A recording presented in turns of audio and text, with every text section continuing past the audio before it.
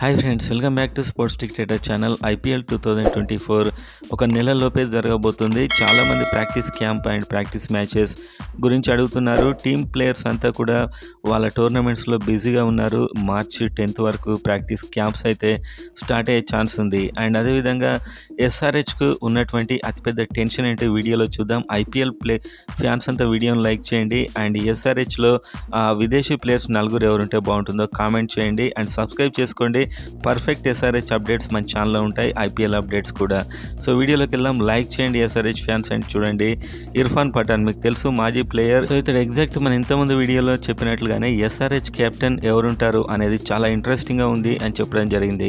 ప్రపంచ ప్రఖ్యాతిగాంచిన captain Pat Cummins ఉంటే బాగుంటుంది అని ఇర్ఫాన్ పఠాన్ అయితే అన్నాడు. అండ్ ఐడెన్ మార్కరం ప్లేస్ ఎలా మరి టీంలో అని కూడా అతను ఆశ్చర్యం వ్యక్తం చేశాడు. ఎందుకంటే ఈసారి విదేశీ ప్లేయర్స్ కేటగిరీలో నలుగురిని సెలెక్ట్ చేయడం ఎస్ఆర్హెచ్కి అత్యంత కష్టం.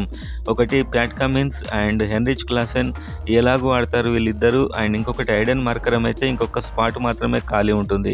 దానికి ట్రావిస్ హెడ్ ఉన్నాడు. అండ్ అదేవిధంగా మీరు చూస్తే Wanindu Hasaranga and Marco Jansen చాలామంది ప్లేయర్స్, గ్లెన్ ఫిలిప్ కూడా ఉన్నాడు కాంపిటీషన్. కాకపోతే కేవలం నలుగురే అలౌడ్ ఫారిన్ ప్లేయర్స్. కాబట్టి ఎవరిని తీసుకుంటారు అనేది చాలా ఇంట్రెస్టింగ్గా ఉందని ఇర్ఫాన్ పఠాన్ అయితే చెప్పాడు.